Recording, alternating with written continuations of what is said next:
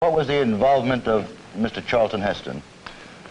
2 years ago, I picketed some restaurants in Oklahoma, but without one exception, up until very recently, like most Americans, I expressed my support of civil rights largely by talking about it at cocktail parties, I'm afraid.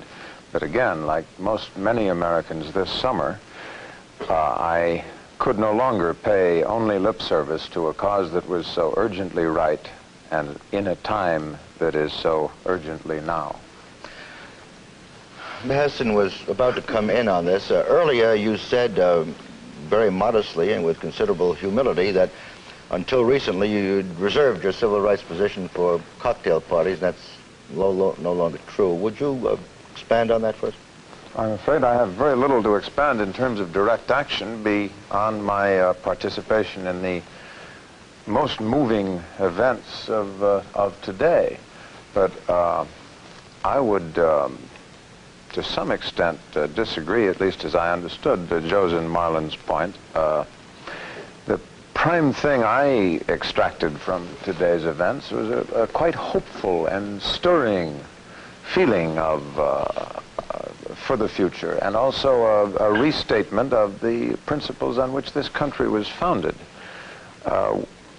Dr. King said most eloquently that now seems finally to be the time when the check which the Negro American has presented so often and had returned to him marked insufficient funds may at last be on the verge of being cashable, and in terms of equality with his fellow Americans. But as an American, I am as stirred by the fact that this is true as I am by whatever capacity I have to empathize with my Negro fellow citizens in their eloquent cry that it finally happened now. And I cannot forget that, as you suggested, this is a country and a system of government that was, however tardy we are in extending freedom to all its citizens, we conceived the idea of freedom for all citizens under the law.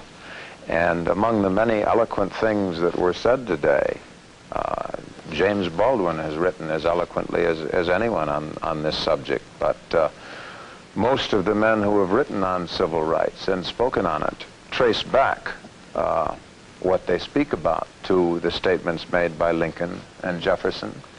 And although the end is not yet, as Harry suggested, this is perhaps a beginning, and the times ahead are just as difficult as the times behind, although in a different way. Where do you want to say to me? Well, everything that we've been saying in the last few minutes illustrates vividly the vital importance of this question, not only for Negro Americans, but for all Americans, and thus, in view of our position in the world, for all the world. And again, the importance of it and the difficulty, as both Harry and Jimmy Baldwin suggested, that it's not an easy, a downhill coast.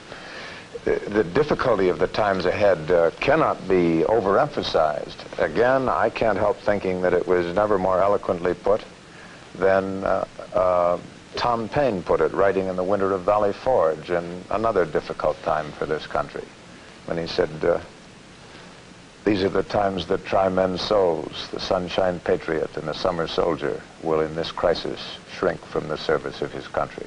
But he that stands it now will earn the love and thanks of man and woman.